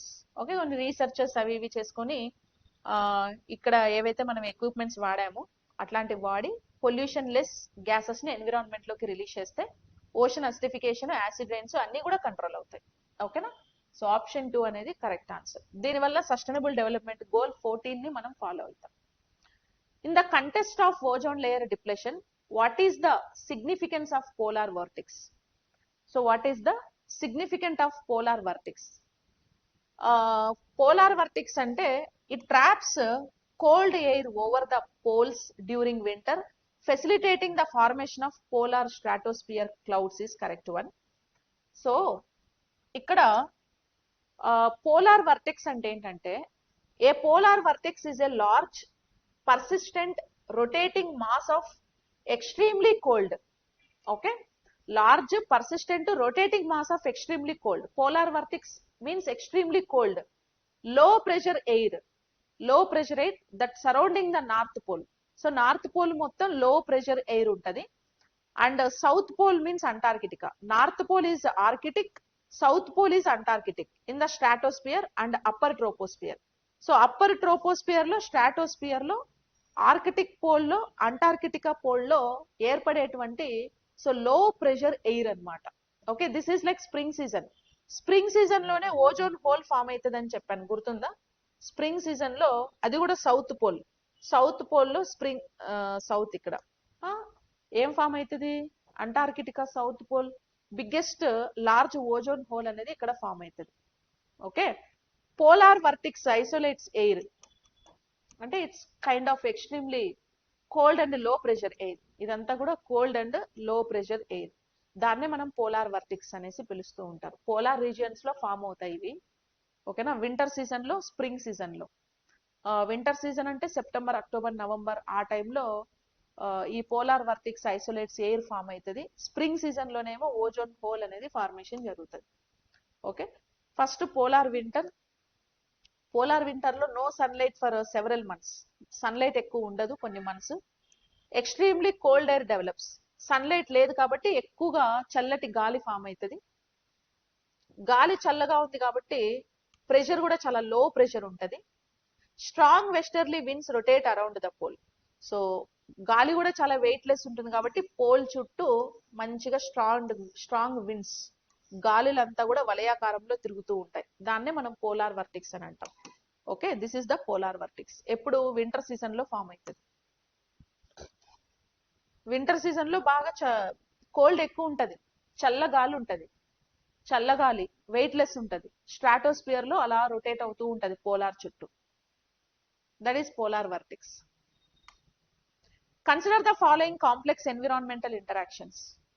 Okay, rising atmospheric carbon dioxide causes ocean acidification, which directly depletes the stratospheric ozone layer through increased marine halocarbon emissions. Rising atmosphere carbon dioxide causes ocean acidification, okay, which directly depletes the stratospheric ozone. దానికి ozone కి అసలు సంబంధమే లేదు. Ocean acidification వల్ల directly depletes the stratospheric ozone layer through increased marine halocarbon emissions. ఇది wrong. So marine halocarbons ని increase అవడం వల్ల ఓజోన్ డిప్లెషన్ జరుగుతుంది. Depletes the stratospheric ozone layer అనేది రాంగ్ అన్నమాట. దానికి దీనికి అసలు సంబంధం లేదు. ఓకేనా, మెరైన్ హాలోకార్బన్ ఎమిషన్స్ వల్ల స్ట్రాటోస్ఫియర్ ఓజోన్ డిప్లెషన్ అనేది జరగదు. Wrong. The Kigali amendment aims to phase down హెచ్ఎఫ్సిస్. Correct. thereby simultaneously closing the ozone hole. Wrong. Okay, Kigali amendment హెచ్ఎఫ్సిస్ తగ్గించడానికే వచ్చింది. ఓజోన్ హోల్ క్లోజ్ చేయాలి, ఓజోన్ హీల్ చేయాలి, దానికి దీనికి సంబంధం లేదు. సో ఇది కూడా wrong. Acid rain over oceans can locally alter surface alkalinity. ఓకేనా, ఓషన్ రేట్స్ వల్ల యాసిడ్ రైన్ ఓవర్ ఓషన్స్, సముద్రాల్లో యాసిడ్ రైన్స్ పడినప్పుడు can locally alter surface alkalinity. సముద్రాల్లో ఆల్కలినిటీ బేస్ ఉంటది కదా, యాసిడ్ రైన్స్ పడినప్పుడు యాసిడ్ బేస్ రెండు కలిసి న్యూట్రలైజ్ అవుతాయి. But it's global impact on ocean acidification is negligible compared to anthropogenic carbon dioxide emissions. Yes, so anthropogenic అంటే human activities వల్ల release అయ్యేటువంటి కార్బన్ డైఆక్సైడ్ ఎమిషన్స్ వల్లనే ఇది జరుగుతుంది. ఇది కరెక్ట్ అండి. Only 3 is the right answer. 1 and 2 is wrong statement. ఓకేనా. So సముద్రాల్లో ఆల్రెడీ బేస్ కదా, సాల్ట్ ఉంటది, ఉప్పు. Acid rains is acid, base acid both will get merged and to form like neutralised water. So neutralised water ఇంకా మరి neutralise అయినప్పుడు ocean acidification ఎందుకు జరుగుతుంది? కార్బన్ డైఆక్సైడ్ ఎమిషన్స్ ఎక్కువ అవుతున్నాయి. ఎవరి వల్ల? Human activities. That is anthropogenic reasons. So option 3 is correct one. 1 and 2 both are wrong. Okay. Yes. So ఇవి మనకి ఎగ్జామ్ లో 25 క్వశ్చన్స్. ఓకేనా. సో అందరూ ఎగ్జామ్స్ అన్ని టైం కి రాయండి. సో మీకు ఎక్స్ప్లెనేషన్ వీడియోస్ అవి ఎలా ఉన్నాయి ఏంటి ఫీడ్బ్యాక్ ఇవ్వండి. ఎకానమీ టెస్ట్ సిరీస్ కూడా వెరీ సూన్, మిషన్ అధికారి టెస్ట్ సిరీస్ అన్ని స్టార్ట్ అవుతాయి. ఓకే, ప్రిలిమ్స్ అందరూ మంచిగా రాయండి. సో ప్రిలిమ్స్ కి సంబంధించి గమ్య మార్గం టెస్ట్ సిరీస్ కూడా విత్ వీడియో ఎక్స్ప్లెనేషన్ మనకి అవైలబుల్ గా ఉంటుంది. ఇంకేమైనా డౌట్స్ ఉంటే you just contact me. Okay, thank you. Will meet in next class.